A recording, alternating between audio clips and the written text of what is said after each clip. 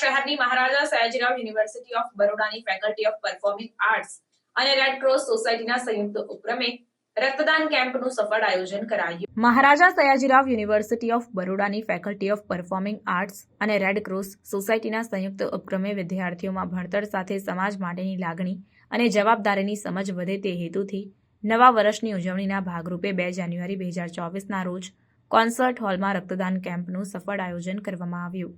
આ કેમ્પમાં અત્યાર સુધીમાં 25 લોકોએ રક્તદાન કરીને માનવતાની સેવા માટે નોંધપાત્ર યોગદાન આપ્યું અને દાનશીલતાની ભાવનાને મજબૂત કરી. ફેકલ્ટીના ડીન પ્રોફેસર ગૌરાંગ ભવસારે રક્તદાતાઓ, સ્વયંસેવકો અને આયોજકોના આભાર વ્યક્ત કર્યા અને જણાવ્યું કે આ પ્રકારની પ્રવૃત્તિઓ વિદ્યાર્થીઓમાં સમાજ પ્રત્યેની જવાબદારીની ભાવનાને વધુ ઊંડો કરશે. આ નવા વર્ષમાં ફેકલ્ટી ઓફ પરફોર્મિંગ આર્ટ્સે શિક્ષણ સાથે માનવતાની સેવાના પ્રેરક ઉદાહરણ પૂરા પાડ્યા છે. નમસ્કાર.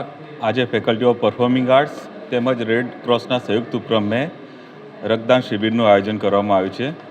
આ રક્તદાન શિબિરનો હેતુ એ છે કે નવા વર્ષની વિદ્યાર્થીઓમાં ઉજવણી કરતા હોય છે, તો આ ઉજવણીના ભાગરૂપે તેઓને સમાજ પ્રત્યેની લાગણી તેમજ જવાબદારીનું ભાન થાય તે હેતુથી ભણતર સાથે ગણતર આ હેતુના સંદર્ભમાં આજે રક્તદાન શિબિરનું આયોજન કરવામાં આવ્યું છે.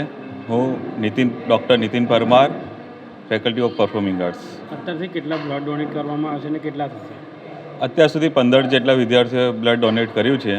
ઘણા બધા વિદ્યાર્થીઓ આવે છે, શિક્ષકો પણ આવે છે. ઘણા એલિજિબલ નથી થતા હોતા, પણ વધુમાં વધુ થાય એવી સંભાવનાઓ છે.